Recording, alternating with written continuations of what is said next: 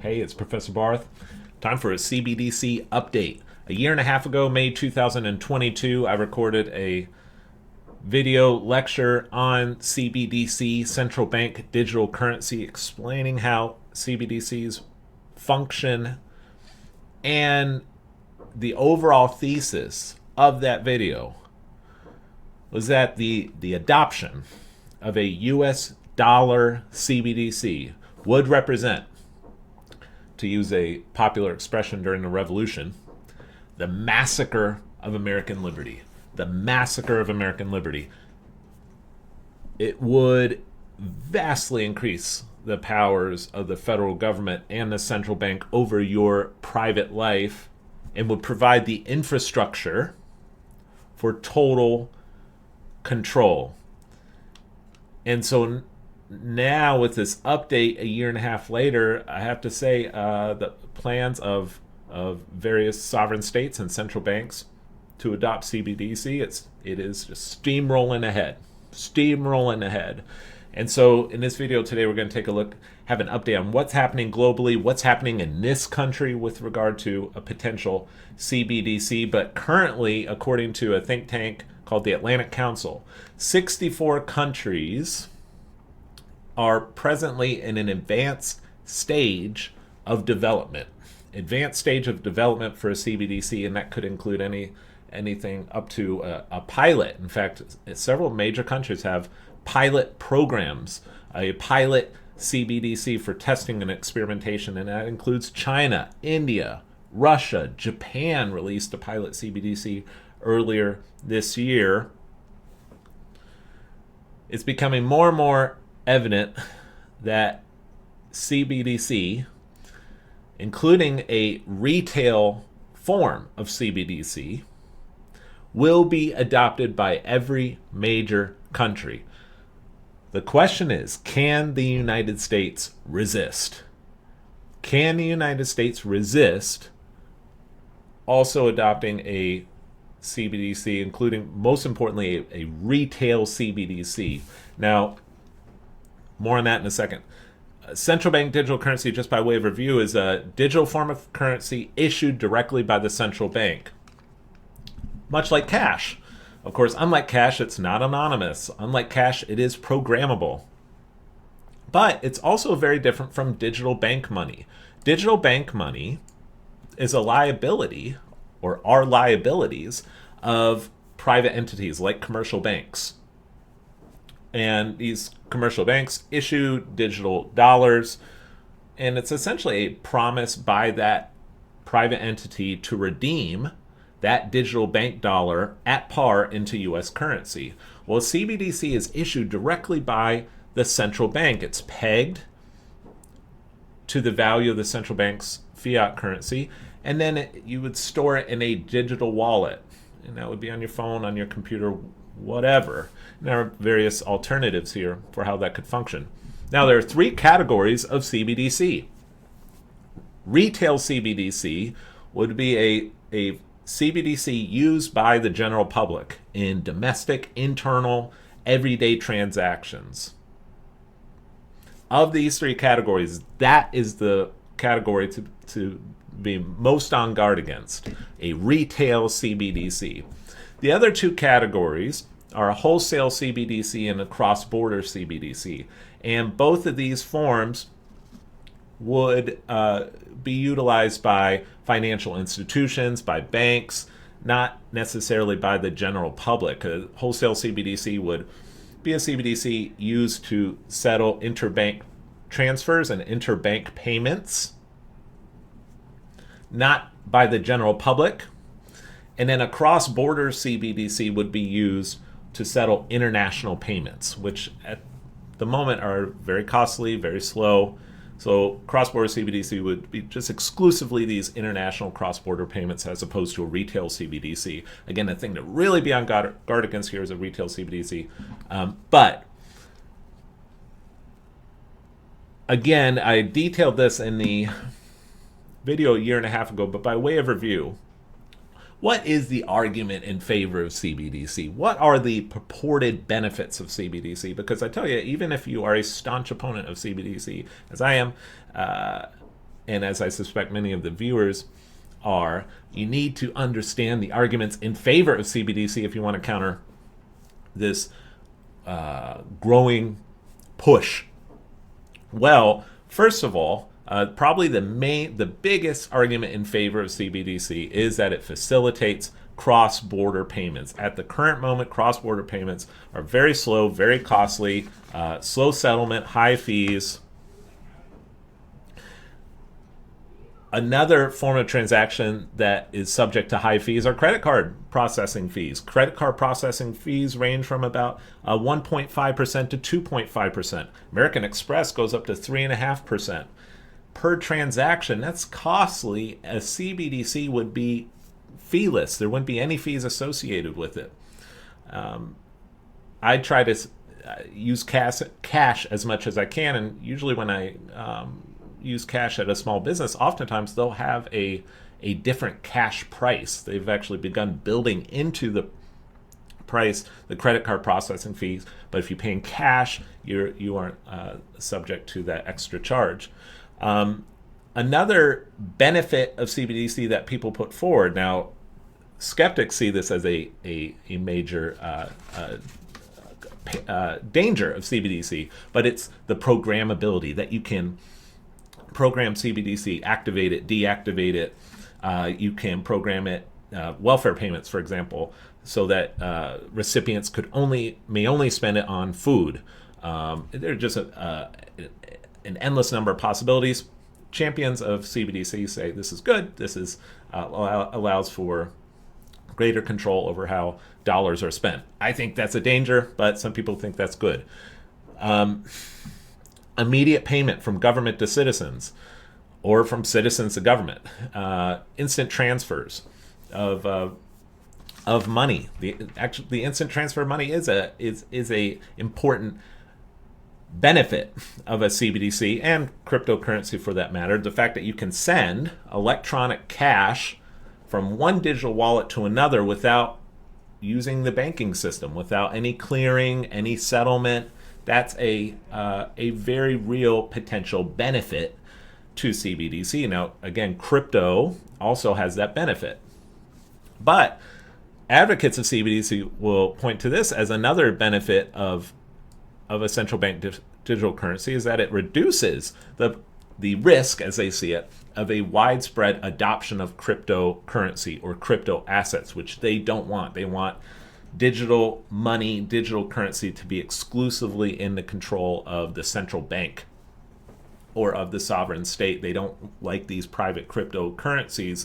A CBDC, they argue, will be able to counter the move into crypto because it will provide some of those benefits like feeless transactions, instant transfer of money, that crypto currently provides. And another purported benefit that you hear quite often is it allows people who are unbanked to use digital currency. About 5% of U.S. households are unbanked, which means they essentially can't use digital bank money. 5% is not an inconsiderable number, and they would be able to now use digital money if CBDC comes about. And actually 20% of U.S. households use services such as money orders, check cashing services that are very costly. And so the argument is that this sector of the population would benefit from CBDC. Lastly, another common argument that you'll hear is that the US dollar needs to convert to CBDC in order to preserve the international role of the dollar, that the dollar may lose its reserve currency status around the world if it doesn't convert to a CBDC. China has moved ahead very rapidly with the CBDC. They launched their pilot CBDC in April of 2021, and so the dollar needs to innovate. I think that's a weak argument. If first of all, the renminbi is only 2% of the world's reserve currencies. 2%. The dollar is over 60%. If the dollar ever loses its world reserve currency status, it won't be because it failed to become a CBDC. The dollar is the world's reserve currency in part because of the institutional health and integrity of our economy and of our country compared to other countries. If anything changes, it's going to be because of that, not because of CBDC. But some people have put that forward as a reason to make that conversion. Now, what are the potential dangers? And there are so many. Again, it's almost endless. Your imagination actually can run wild because the possibilities are so many. It is a tool that could be used by the most ruthless of tyrants and totalitarians. But it's clear that with the CBDC, the government and the central bank would have extremely significant control over how you spend money, over where you spend money. And even if that control isn't exercised right away, the infrastructure would be in place for the potential use of this totalitarian control in the future. For example, the Fed could block payments to politically disfavored businesses. They could cancel a business. You saw this in a way with Canada suspending bank accounts for political protests. The trucker protests last year. Imagine if there was a CBDC Canadian dollar, what they could have done during those trucker protests. The central bank could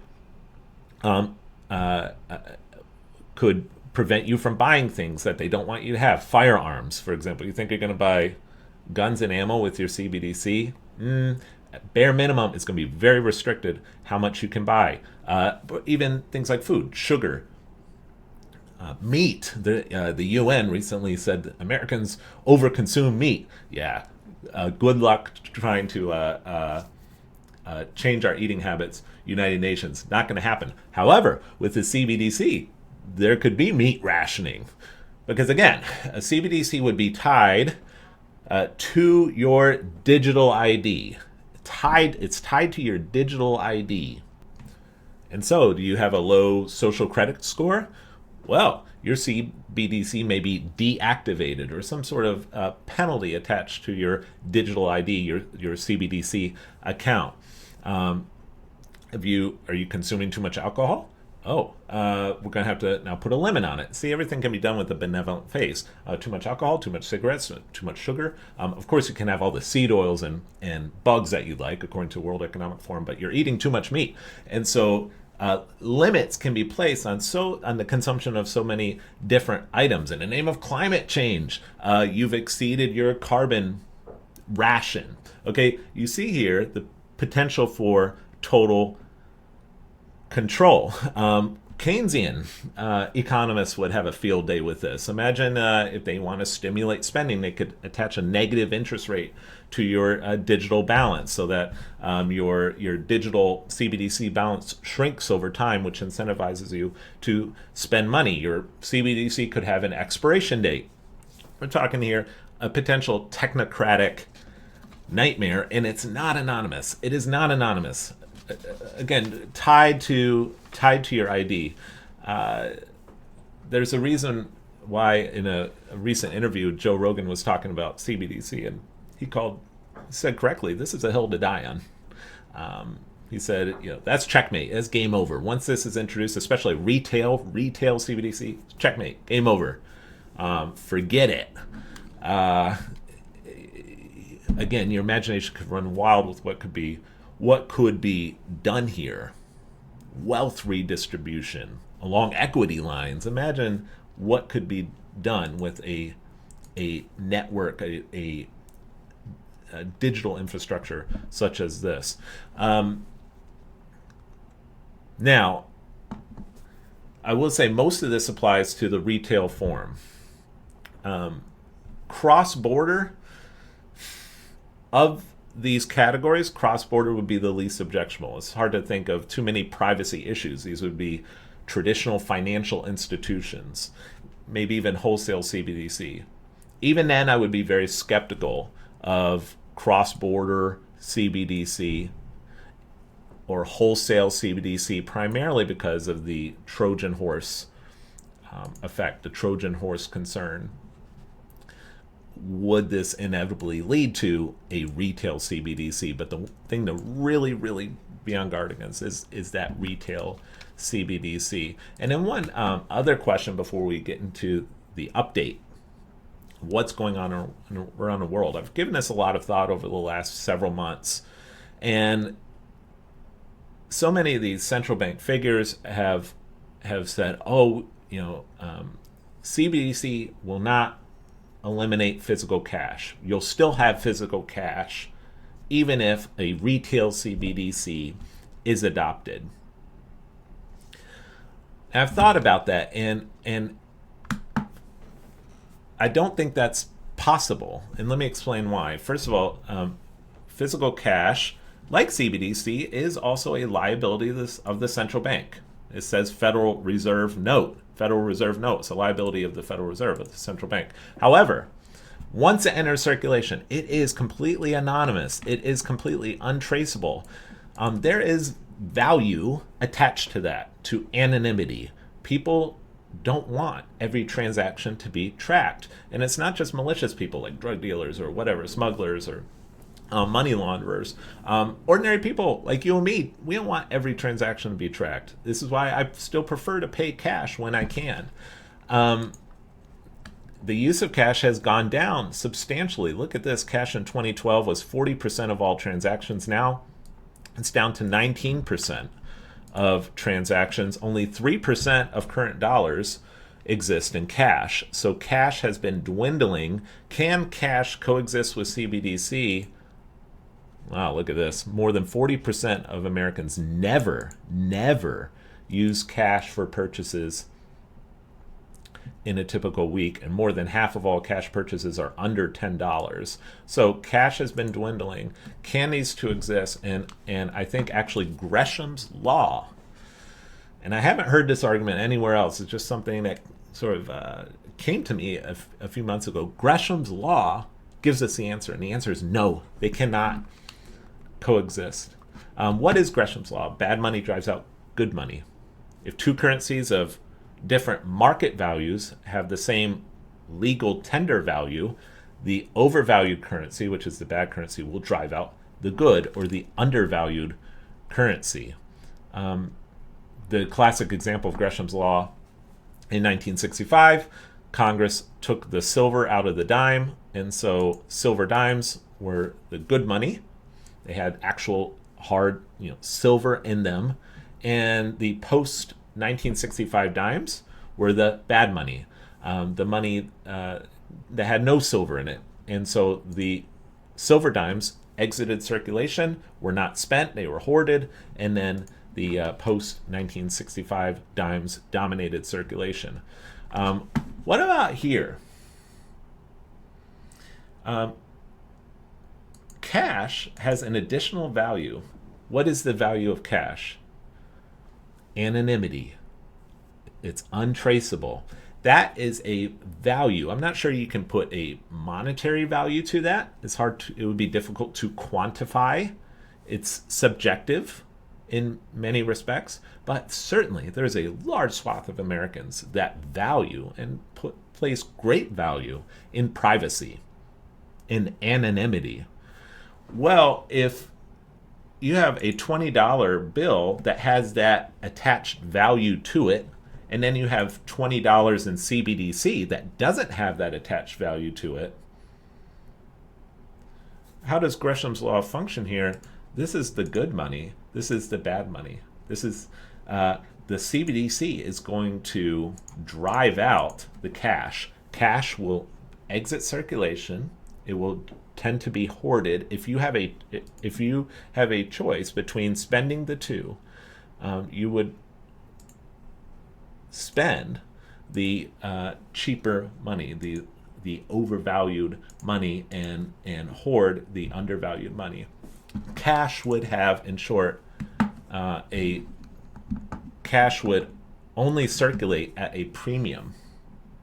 There would be a premium attached to cash because of that added value of anonymity. CBDC will drive physical cash out of circulation. So when you hear, oh, we're not getting rid of cash, no, that's not the case. Physical cash cannot coexist with CBDC according to Gresham's law, unless it circulates at a premium. It cannot coexist at the same legal tender value. Okay, CBDC update. Currently today, the global value of CBDCs worldwide is $100 million. It's not really a large amount, $100 million, but let's consider the fact that just a few years ago it was zero. Pilot programs exist in countries around the world, and pilot programs, it's not a full launch, but it's testing, experimentation to see how stable the CBDC is, how reliable is it, the ease of use. And according to the Atlantic Council, which is a think tank in Washington, D.C., 64 countries around the world are in an advanced phase of exploration for CBDC, including either development or even a pilot or full launch. 9 countries that belong to the G20 are already in CBDC pilot mode. China, Russia, India, South Africa, Japan, Australia, Turkey, and Saudi Arabia are all in pilot mode. Those 9 countries in the G20. Thailand is pilot testing a CBDC. Brazil plans to launch a pilot CBDC in May of 2024. The Bank of England is developing a CBDC prototype. In April of this year, the Bank of Japan launched a pilot CBDC, the digital yen. South Korea plans to launch a wholesale pilot CBDC by the end of this year and a retail pilot by the end of 2024.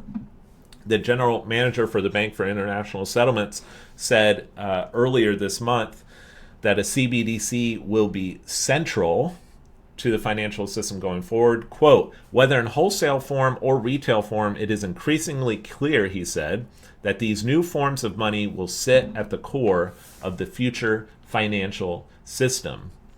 All right, so China. Where's China right now? China launched its pilot digital yuan in April of 2021. The cumulative volume of CBDC transactions in China has now reached 1 billion transactions, which, if you consider a country as large as China, 1 billion transactions is still a small fraction of the economic activity in that country, but it's still 1 billion transactions. And there are currently 120 million wallets, digital wallets, that hold CBDC in China. So CBDC has really taken off in pilot form in China.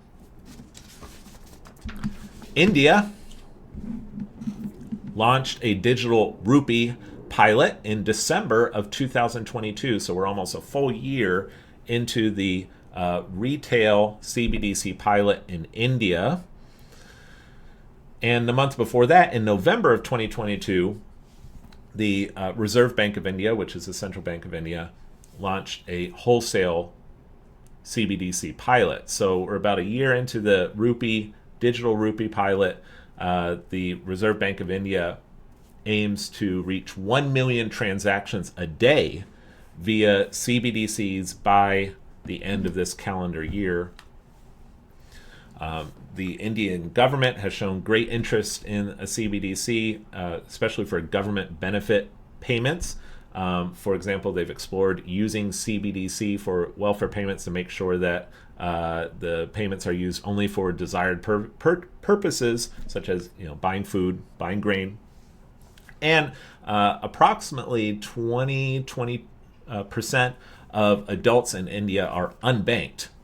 And so the digital rupee is held out as a way to introduce about 1/5 of the population to digital money.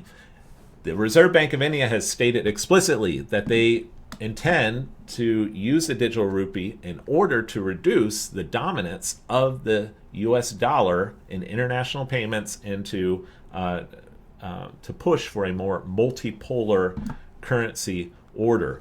Russia, in August of this year, 2023, launched a pilot digital ruble.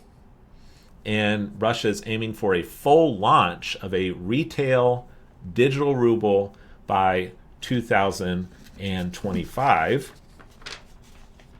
So China, India, Russia in pilot mode. Brazil's going to enter pilot mode. next year. A lot of BRICS countries so far. What about the EU? Well, the EU is moving forward, not as quickly as China, Russia, India.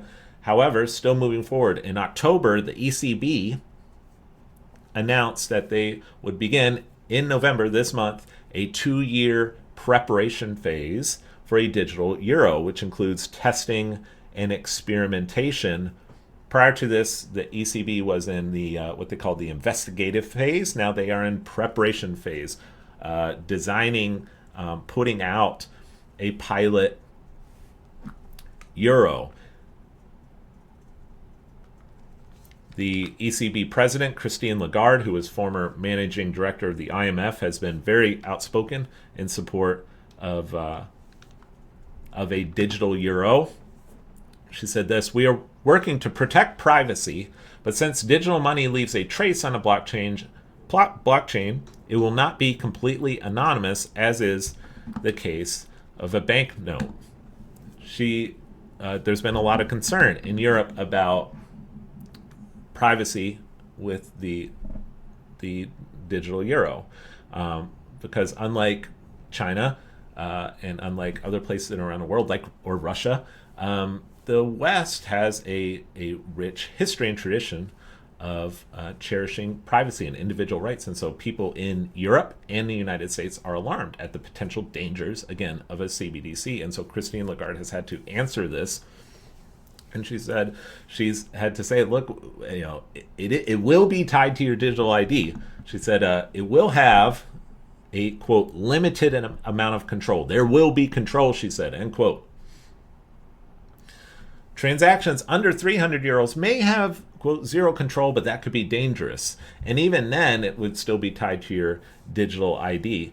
Cash transactions in Europe over 1,000 euros is already banned. You're not allowed in Europe to use more than 1,000 euros in a cash transaction. Christine Lagarde said this last month. If, quote, we can address all the conspiracy theories. Oh, it's a conspiracy theory. Isn't that a funny thing? It's a conspiracy theory. that term is just wielded, they use it like a club to silence dissent. It's a conspiracy theory if you use your brain and reason about the potential dangers of something like this. If we can address all the conspiracy theories that abound about this, as if Big Brother was going to suddenly determine what you buy, when you buy it, and how restricted it should be, then I think it would be characterized as a success. What is she talking about here? She's talking about the 2-year now preparation phase. So during this 2-year preparation phase, the ECB is going to try to address all the conspiracy theories and show how, no, that's all inaccurate. Don't worry about it. Now, again, even if you trust the current governmental structure and it's filled with benevolent people who, let's say, love liberty and who generally want the common good and wouldn't use it in a malicious way, still you are creating the infrastructure for a future totalitarian government.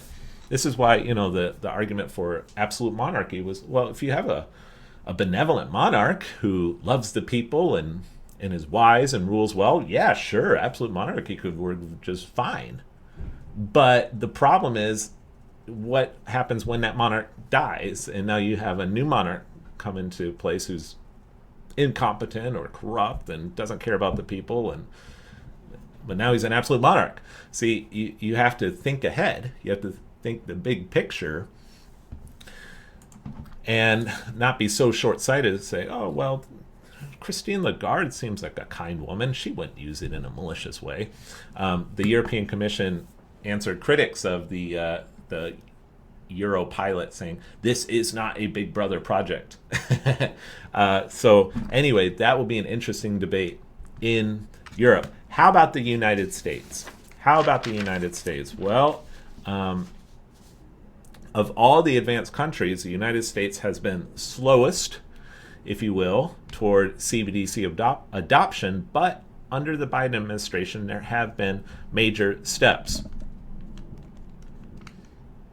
Jerome Powell, to begin, has conducted various commissions and reports, research into a potential CBDC. In March of 2022, Biden issued an executive order requiring federal agencies to begin studying the idea.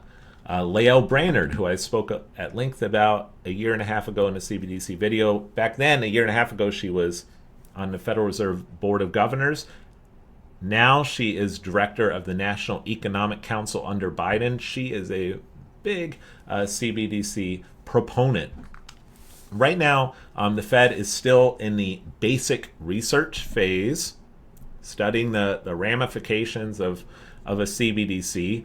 The Fed has stated in a number of venues that they would not proceed with a CBDC without the express authorization of Congress and the executive branch.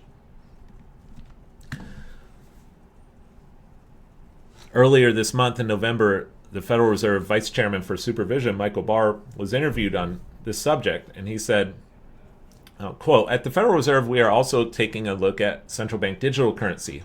This is this month, November 2023. "We're very focused on research questions. We haven't made a decision about whether it would be a good idea or not a good idea. If we did decide it made sense to do, for example, a retail central bank digital currency, we would only do that if the Congress and the executive branch clearly authorized us to do that step. In the meanwhile, we're doing research, and the research will help inform decision-making about what we might recommend and also help think about what the right payments, architecture, and infrastructure we might need." Now, interestingly, in July of this year, July 2023, the San Francisco Federal Reserve Bank announced the hire of a full-time position on CBDC research and development. So essentially a CBDC architect. Full-time position, CBDC architect. Earlier this year, Ron DeSantis, poor Ron DeSantis, he just couldn't do it, I guess. Floundered on the national stage. But DeSantis has been very good on CBDC. In May of 2023, he signed a bill in Florida that prohibits the use of CBDC as money. Now, he won't become president, but he has said that if he were to become president, quote, "On day one, we will nix central bank digital currency. Done, dead, not happening in this country," end quote. So DeSantis has been good about raising public awareness on CBDC, and that's really what needs to happen. We need to raise public awareness on CBDC about the high stakes of this question. And it is bipartisan. Yes, DeSantis is a Republican. Democrats, come on. Remember the back in the 2000s during the Bush year, all the concern about the Patriot Act and then the NSA. Imagine the surveillance possibilities of a CBDC. The national security state would just have a ball with this. All right, this should be a bipartisan, pro-American movement to resist the adoption of at least a retail CBDC. We cannot allow that in this country. Now, in the House Financial Services Committee, they've put forward an act called the CBDC Anti-Surveillance Act, and this bill would amend the Federal Reserve Act to prohibit the Fed from issuing CBDC without congressional approval. Now, the Fed has already said they won't do it without congressional approval, but this spells it out into law, actually amends the Federal Reserve Act to make it clear that a Federal Reserve Bank shall not offer a central bank digital currency or any digital asset that is substantially similar under any other name or label indirectly to an individual through a financial institution or other intermediary. This would also prohibit the Fed from issuing a pilot. So a pilot CBDC would also be prohibited without express congressional approval. Research would be allowed. Research is allowed, but not a pilot without congressional authorizations.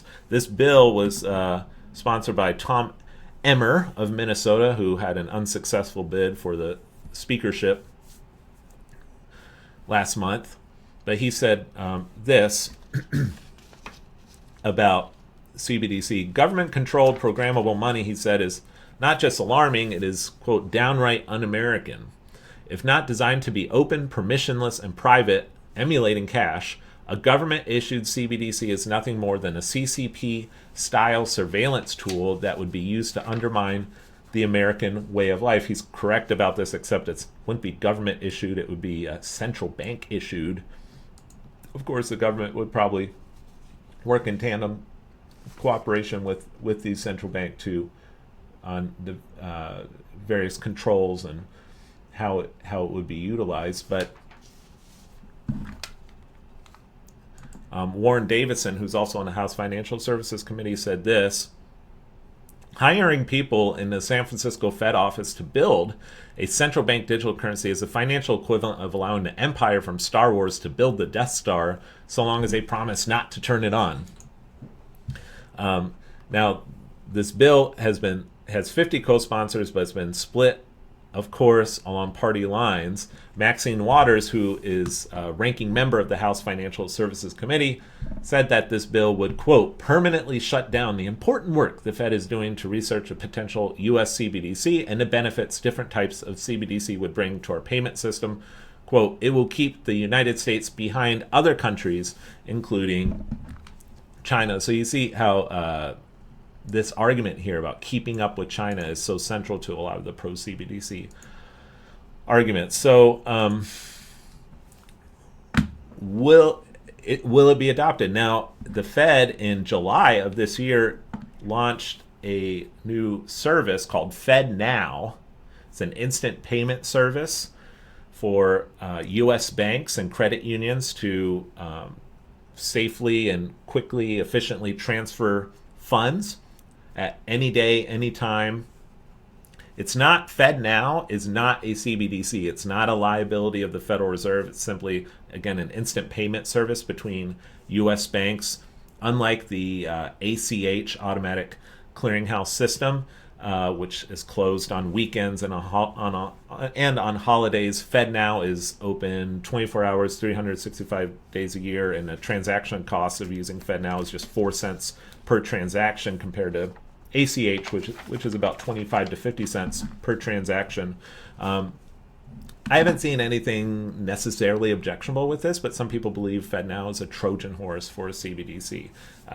It's difficult to say, but that was introduced in July. Now, I think one barrier, a major barrier actually, to CBDC being adopted is not just public opinion so far being pretty quite suspicious of CBDC, but it's also maybe the commercial banking system. I think commercial banks are a bit very skeptical of CBDC and the potential impact on the banking system, because you see banks rely primarily on deposits to fund their loans. And a CBDC effectively is a substitute for commercial bank money. And so if you have a surge in CBDC holdings among the general public, what does that mean? That means they're no longer depositing their money in the banks.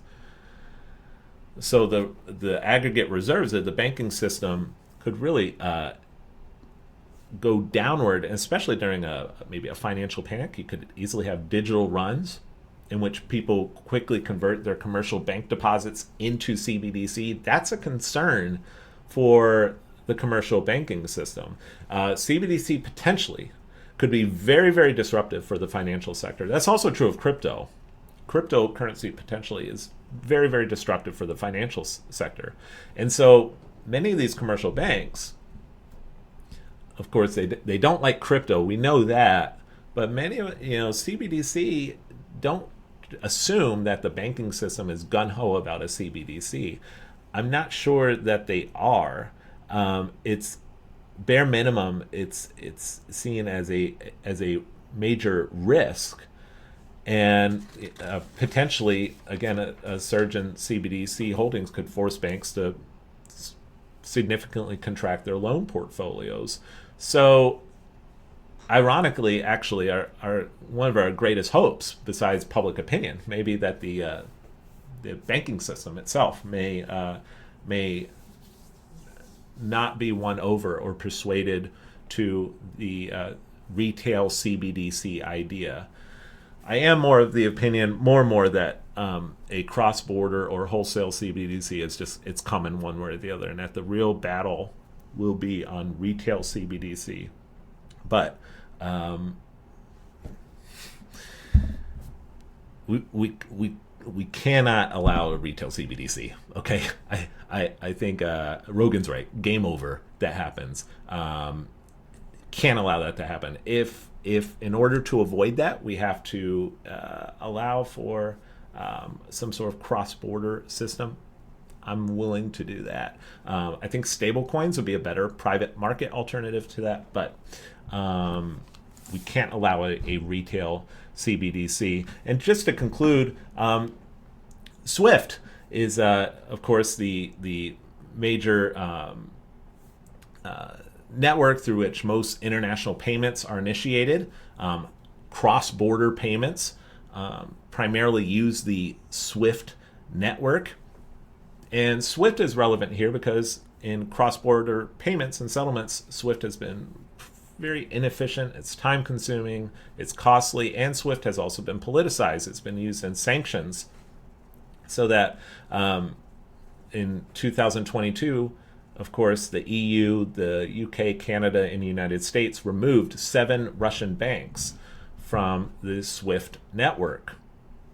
Well, SWIFT has now announced, in March of this year, they announced that they are beginning to experiment with a multi-CBDC platform so that foreign countries can fulfill international payments, initiate international payments using different CBDCs with entirely different platforms and different blockchains, and to have this multi-CBDC platform, what they call interoperability. And so SWIFT is trying to get ahead of this and to build that international cross-border payment structure. The BRICS countries are ahead of SWIFT in this regard. The BRICS, Brazil, Russia, India, China, and South Africa, in August of 2023 had a summit at Johannesburg, and they added 6 new members: Argentina, Egypt, Ethiopia, Iran, Saudi Arabia, and the United Arab Emirates. And at that summit, the BRICS countries committed to greater use of local currencies rather than dollars for trade amongst themselves and with their trading partners. So the BRICS countries really want to move away from the dollar, and they want to move away from SWIFT because SWIFT has been used for purposes of sanctions. And so the BRICS countries have developed a multi-CBDC platform. It's still in pilot mode, but it's far ahead of anything SWIFT has done as of this date. And it's called mBridge. And mBridge will allow for cross-border payments and foreign exchange transactions using CBDCs. The pilot is already underway. Actually, the Bank of International Settlements has been involved. The main nucleus of mBridge is in Asia. China, the renminbi would presumably be dominant in this system, and it's designed to bypass SWIFT and to bypass the US dollar-based global economy. So that's where we are. Next year, perhaps around this time, I can make a new update. Hope this was helpful and educational. See you next time. Bye.